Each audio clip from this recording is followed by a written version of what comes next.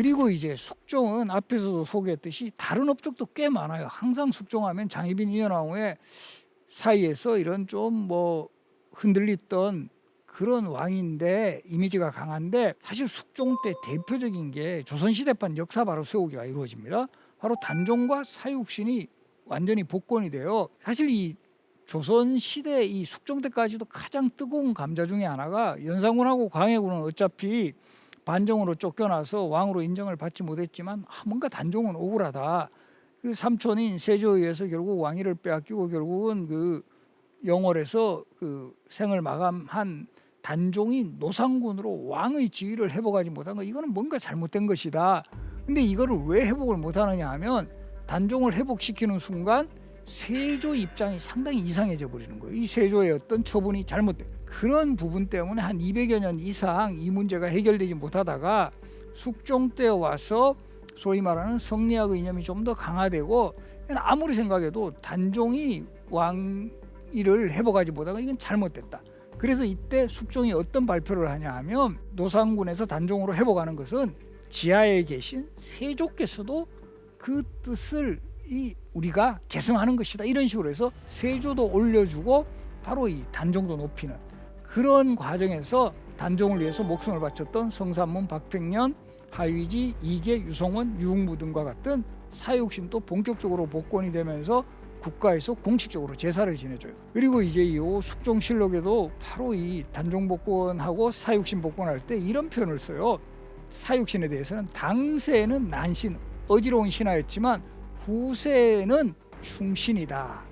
이런 걸 우리가 이제 제대로 기억한다. 이게 보면 상당히 중요한 포인트예요. 왜냐하면 이제까지 노상군으로 강등됐던 단종의 명예가 회복되는 순간이고, 이때 숙종이 이런 표현을 쓰죠. 이것은 세조의 유의를 잇고 세조의 큰 덕을 빛내는 것이다. 그러니까 이 세조의 입장도 충분히 고려했다. 사실 단종이 이제 정말 그 죽음을 당했을 때 시신도 제대로 수습하지 못해서 그 당시에 영월호장 어몽도라는 사람이 겨우 이 시신을 수습해서 무덤이 조성되었는데, 이것을 이제 노상군묘에서 장릉, 왕릉의 격에 맞게 장릉, 장엄할 장자를 쓰는 장릉이 됐고, 단종의 왕비였던 정순왕후의 무덤도 노상군 부인묘라는 이름으로 지금 경기도 남양주시에 조성이 되어 있었는데, 이 무덤도 사릉, 그러니까 이제 왕비릉의 격을 맞춰줬고, 항상 멀리서도 단종을 생각했을 것이다 라는 뜻으로 생각사자를 써서 사릉이라는 표현을 쓰게 되었다. 그리고 우리 조선왕릉 중에 가장 왕과 왕비가 멀리 떨어져 있는 무덤 형태가 영월의 장릉과 남양주의 사릉입니다. 그리고 이제 또 이 조선 시대에 이런 성리학 이념이 강화되면서 또 어떤 현상이 벌어지느냐 하면, 이때 대명의리론이 강화돼요.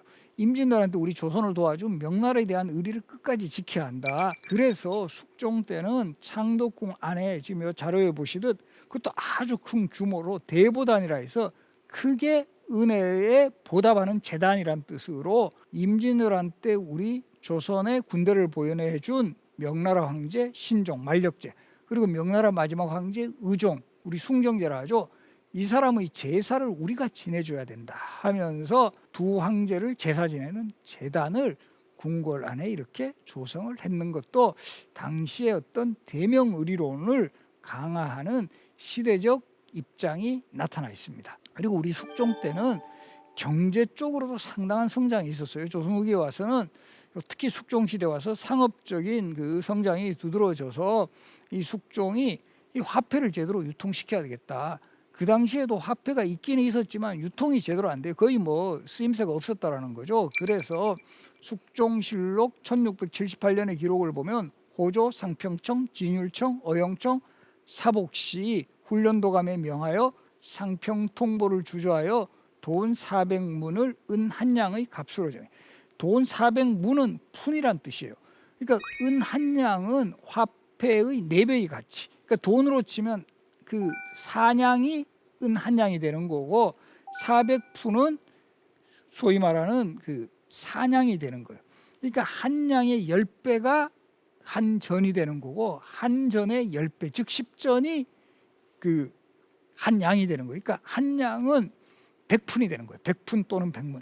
그래서 우리 뭐 드라마 같은 데 보면 한 푼 줍쇼 그러잖아요. 그러면 한 푼의 그런 가치가 얼마인가? 대략 한 양으로서는 쌀 한 20kg, 조선 우유 같으면 그 정도 구매력이 있다 이렇게 대략 보고 있는데, 쌀 20kg이 지금 한 5만 원 정도라면 한 양의 가치는 얼마가 되느냐 하면 5만 원 정도 된다.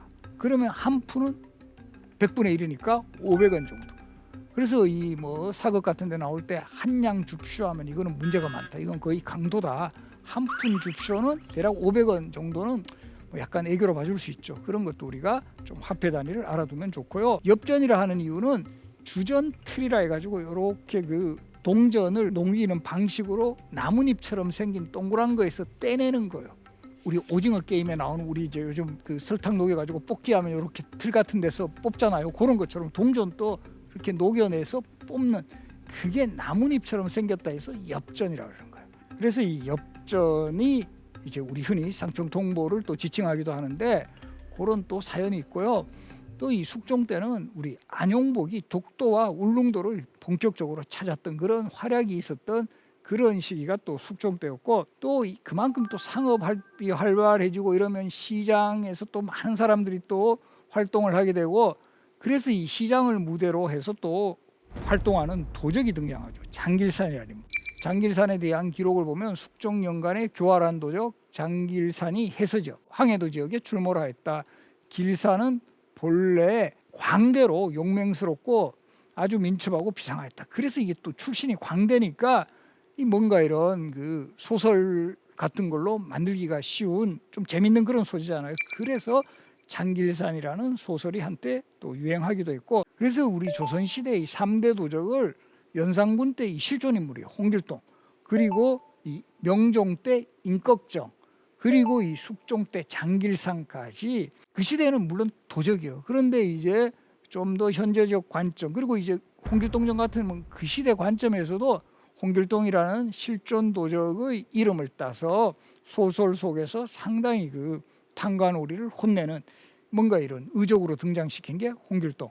임꺽정도 그 시대는 정말 그 뭐 어떻게 보면 조정의 골칫거리였지만 이 일반 사람들에게는 상당히 좀 의적으로 나오면서 임꺽정이라는 또 소설도 유행했고, 장길산도 또 현대에 와서 또 소설로 만들어진 이런 특징이 있습니다. 또 이 숙종시대 국방 분야에도 많은 업적이 생산이 되는데, 우리 지금 강화도에 가면 무슨 각꽃돈대 뭐 무슨 이런 국방 시설이 많이 이제 남아 있어요. 이런 돈대 시설을 처음으로 확충하기 시작한 게 숙종 때예요. 이게 결과적으로 영조, 종조 때 업그레이드 되고 해서 상당히 이제 국방 분야에 대한 그 뭐 방어 시설 이런 게 좀 완성이 되는데, 요것은 서울에도 적용이 돼가지고 지금 한양의 내곶산, 낙산, 인왕, 남산, 북악을 연결하는 이런 한양 도성이 처음으로 조성되는 게 태조, 요게 다시 한번 정비되는 게 세종.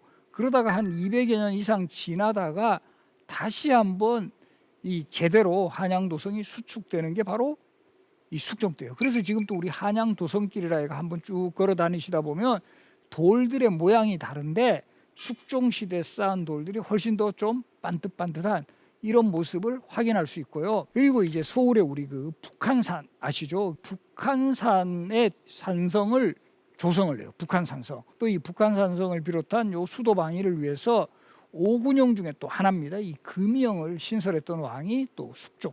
이 숙종이 상당히 국방 분야에도 많은 업적을 남겼고, 특히 청나라와의 어떤 국경 문제에 대한 그 관심, 또 영토 확장에 대한 의지도 분명히 있었던 것 같아요. 그래서 이런 또 기록도 나오는데요. 1706년에는 이명이라는 인물이 청나라의 사신으로 갈 때 청나라하고 이 조선에 연결되는 국방 지도를 그려서 결과적으로 숙종에게 바칩니다. 이것도 보면 마치 지금의 첩보원 작전처럼, 이게 당시에도 마찬가지예요. 다른 나라에서 지도를 입수해 온다는 거는 쉽지가 않아요. 지금처럼 뭐 카메라로 촬영할 수 있는 것도 아니고.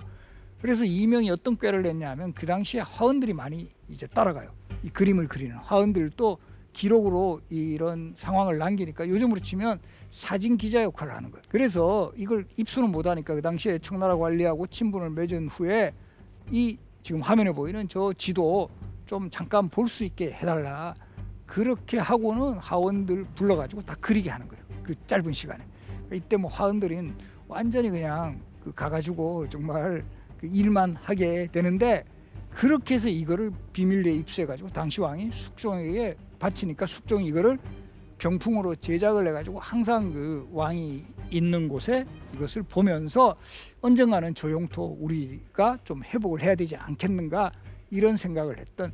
그래서 우리 요동 지역 이런 말 쓰잖아요. 그 요자, 걔는 지금의 중국의 북경 지역을 개주라 그래요. 갯땅이라 그래요. 그래서 요 땅과 갯땅의 관방, 국방 지도를 숙종 때 입수해 왔고, 1712년에는 백두산 정개비 사건이라고 해서 당시 청나라하고 조선이 국경 문제로 상당히 이제 그 뭔가 이렇게 서로 경쟁을 할 때, 당시 이제 청나라 사신 목동이라는 사람하고, 이때 우리 조선에서는 김진함이라는 이 부자가 다 역관인데요.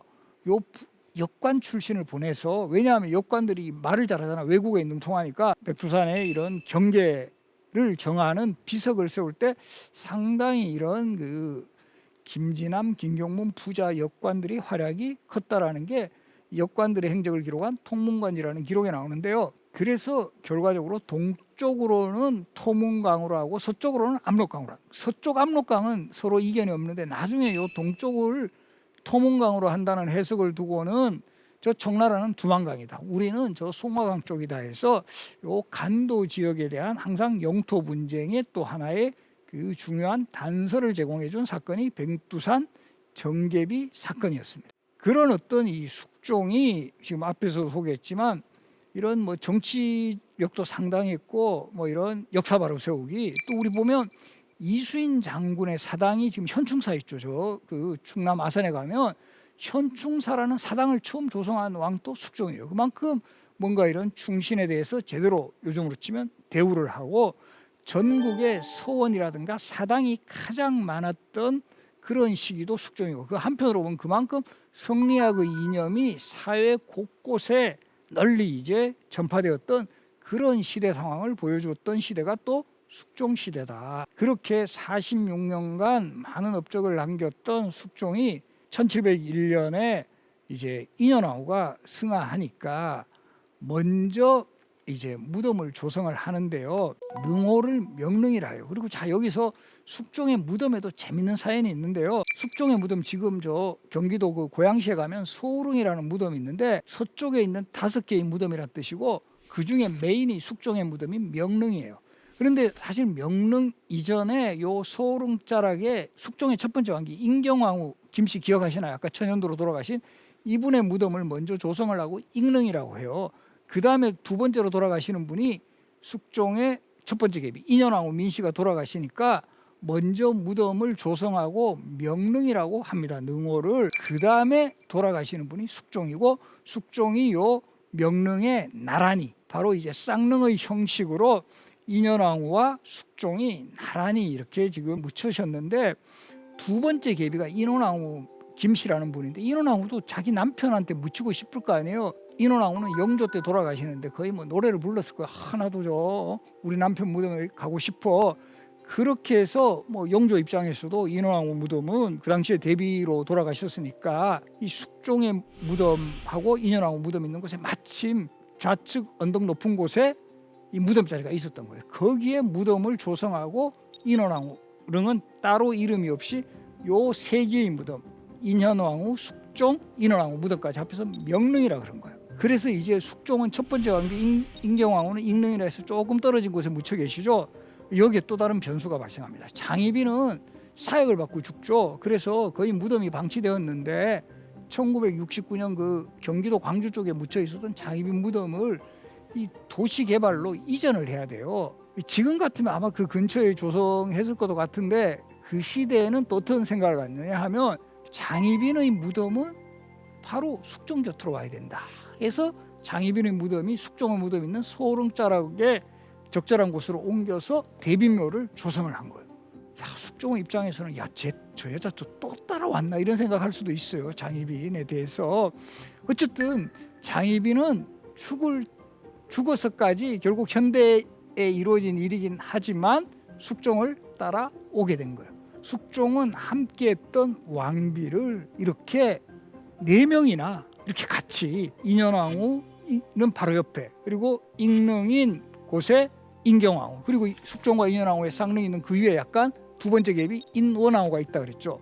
인경, 인현, 인원에다가 뒤따라 오신 장희빈까지 이 4명의 부인과 지금 또 소름자락에 함께 묻혀 계시는데요. 이게 과연 행복한 건지 이 부분에 대해서는 지금 시청자 여러분들의 판단에 맡기겠습니다. 그래서 이런 숙종이라는 왕은 이제까지 우리가 잘 몰랐던 이런 면모들, 특히 14살의 어린 나이에 왕에 올랐지만 상당한 이제 카리스마를 가지고 뭔가 이렇게 왕권이 좀 더 회복이 되는 이런 시대를 이제 만들어 나갔던 장점을 보였던 왕이면은 분명하고, 그런 그 강력한 왕권을 기본으로 여러 가지 그 경제 문제라든가 국방 문제도 해결해 나갔다. 그러나 또 한편으로 보면 너무 이제 당쟁이 치열한 시기에 이런 그 황국이라는 상황 속에서 또 많은 이제 정치적 숙청 과정에서 희생자가 많았다. 이 결과적으로 이런 면모는 또 이런 너무 반대파들에 대한 또 정치적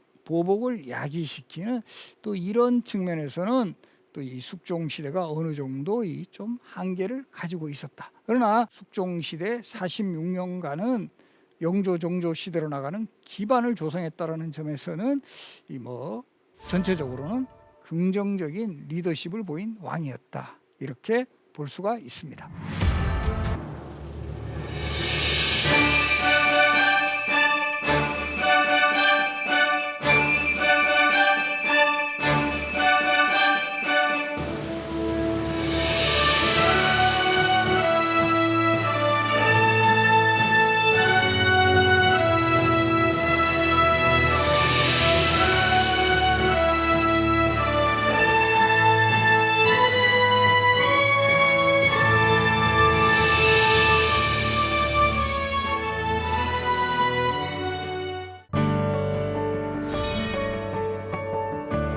숙종, 장희빈의 남편이 아닌 왕 숙종으로 기억하라. 이제까지 숙종이라는 왕 앞에는 항상 장희빈과 인현왕후, 거기에 이제 궁중 여인들의 뭔가 이렇게 좀 휩쓸렸던 그런 왕의 이미지가 컸는데, 장희빈과 인현왕후의 갈등도 어떻게 보면 왕으로서의 숙종의 모습이 사실은 그렇게 반영된 것이었고, 정치뿐만 아니라 경제, 국방, 문화 모든 분야에서 46년 제위하면서 많은 업적을 남긴 그런 왕이라는 점에서는 이제는 좀 더 당당하게 왕 숙종을 우리가 좀 더 잘 기억을 해야 될 것이다. 지금까지 대한민국 최고의 강연 최강일 교시 신병주였습니다. 고맙습니다.